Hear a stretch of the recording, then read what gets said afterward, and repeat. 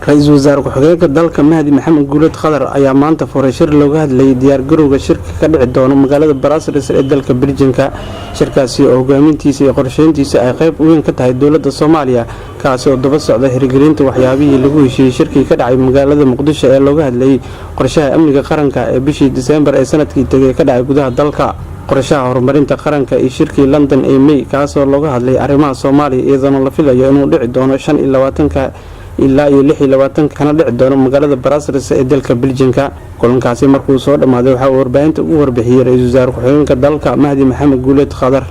Salaamu ala rasuulillah sayyidina Muhammad ala alihi wa sahbihi wa sallam. Waxa saaka aan furay shir weyn oo lagaga arrinsanayay ku talagalka shirka Brussels ka dhacaya Belgium oo ay dawladda Soomaaliya hogaamintiisa iyo qorshihiisaba leedahay. shirkaas oo daba socda hirgelinta waxyaabihii lagaga heshiiyay shirkii Muqdisho qorshaha amniga qaranka December ka dhacay iyo qorshaha horumarinta qaranka guud ahaantiisba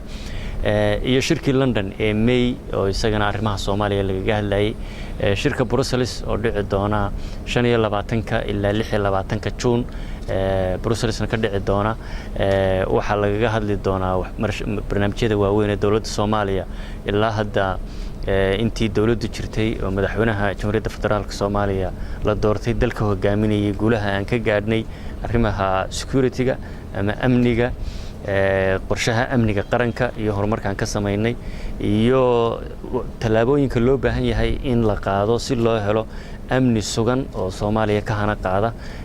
qof waliba ku naaloodo qoys waliba ku naaloodo iyo sidii ciidamada Soomaaliya ay awood buuxda ugu heli lahaayeen haybadii iyo karaamadii iyo sharaftii ay lahaayeen in dib loo dhiso taas oo ku suntan ku talagalka qorshaha amniga qaranka. qodobka labaad ee muhiimka waxa weeyaan siyaasadda loo dhan yahay doorashooyinka 2020 2021 iyo in la gaaro doorasho xor ah oo xalaal ah oo ku salaysan hal qof iyo hal cod. dadka Soomaaliyeedna 50 sano ku dhawaad ay markii ugu horeysay helaan si xor ah inay u doortaan qofkii matalayay xildhibaankii matalayay qorshaha doorashooyinka qaranka iyo siyaasadda loo dhan yahay oo ay tubta siyaasadda loo dhan yahay golaha wasiirada Soomaaliya oo ansixiyay ku talagalkiisa iyo hirgelinta qorshahaas ballaaran isaguna qayb weyn ayuu ka yahay dib u eegista dastuurka iyo horumarkan ka sameynay iyo in waxyaalaha la xiriira sidii loo heli lahaa doorashooyinka xor iyo xalaal oo dastuurka ku qatama nidaam federaaleyn ah oo la hufay oo heshiis lagu yahay iyo in la helo nidaam cadaaladeed oo baahsan oo tafatiran oo heshiis lagu yahay. waxyaabahaas oo dhammi tubta siyaasadda loo dhan yahay bay qayb ka yihiin. waa qodobka labaad ee muhiimka ah ee shirka Brussels lagaga hadli doono saakana halkan aanu kaga hadalnay. qodobka saddexaad waxa weeyaan dib u habeynta dhaqaalaha ama ha noqoto ganacsiga deyn cafiska iyo in la helo lacag Soomaaliya ku shaqeyso oo aynu inagu daabacano oo ay qayb ka ah barnaamijka SMB-ga la yiraahdo iyo in dib u habeynta kaabayaasha dhaqaale ay qayb weyn ka tahay. hay'adihii iyo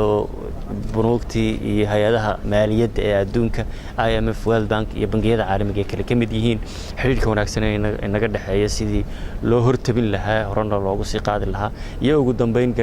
arrimaha bani'aadminimada abaaraha soo noqnoqda fatahaadaha imanka aynu la halgamayno iyo sidii adkaysi loogu yeelan lahaa. taasi waa waxa weeyaan qaybta afraad shirkaas lagaga hadli doono. waxaa shirkan saaka ka soo qayb galay sidaad arkayseen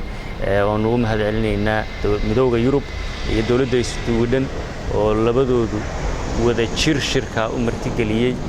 waxaa kaloo ka soo qayb galay safaaradaha wadamada aynu saaxiibadan nahay ee reer galbeedka dhammaantood iyo deeq-bixiyayaasha caalamiga ah badankooda ee waaweyn. saaka shirkaasi wuxuu ku dhamaaday guul. waxaanu ka heshiinay in waqtiga dambe ka hor shirka Brussels intaan la gaadhin mar dambe la isu yimaado la sii amba qaado waxyaabaha inoo yaalo la tagayo 25 iyo 26 June Brussels la tagayo. shir guul ah buu ahaa Soomaaliya Soomaaliya horumar bay gaadhay ilaa 2017 intii la doortay madaxweyne Farmaajo ilaa shirkii London iyo Muqdisho waxyaabo badan baa inoo qabsoomay waxaan u jeednaa inaanu sii anba qaadno guulaha aanu gaadhnay halkiina meel dheerna sii gaarsiino Ilaahay idamkiisa